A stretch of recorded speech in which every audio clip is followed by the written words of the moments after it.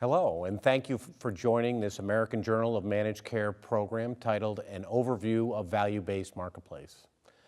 Organizations have often failed due to the lack of proper performance targets because of unclear or unaligned goals in creating value. Value-based management tackles this problem head-on. The value of a company is based on capital at returns exceeding the cost of that capital. VBM focuses on companies aligning major strategic and operating decisions. Our expert panelists will share their insights and provide a better understanding of the value-based marketplace. I am Michael Thompson, President and CEO of the National Alliance of Healthcare Purchaser Coalitions.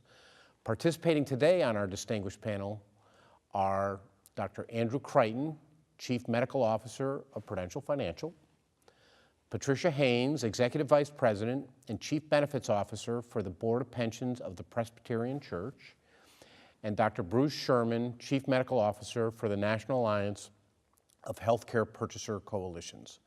Thank you so much for joining us. Let's begin. I'm going to start the conversation focusing on healthcare consumerism. And just as background, of course, in the late 90s, there was somewhat of a backlash against managed care in the industry.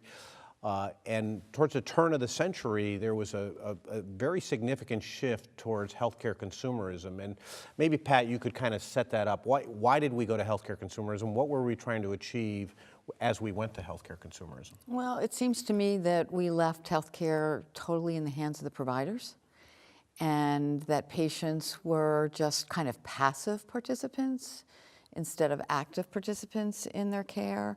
So I think the movement was really about equipping patients with information, and that's about cost, that's about quality, so that they could engage as a stakeholder in their own health.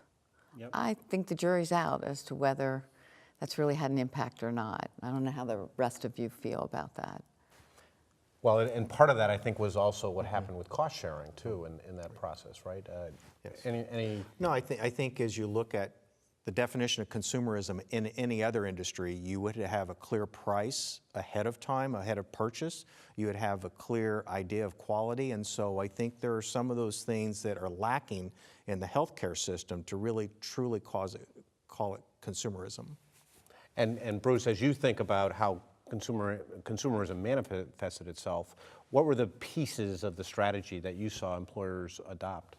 Well, I think that the hope has been that, as Pat and Andy have described, that individuals would become more active consumers and utilize available information to make informed healthcare decisions. The problem has been that the lack of transparency, as Andy described, the challenges of individuals with respect to understanding what they need as individuals, let alone what may be available in their marketplace, challenging their clinicians to determine what's most appropriate for them, has created a much more complicated picture of consumerism than I think what we had perhaps naively hoped.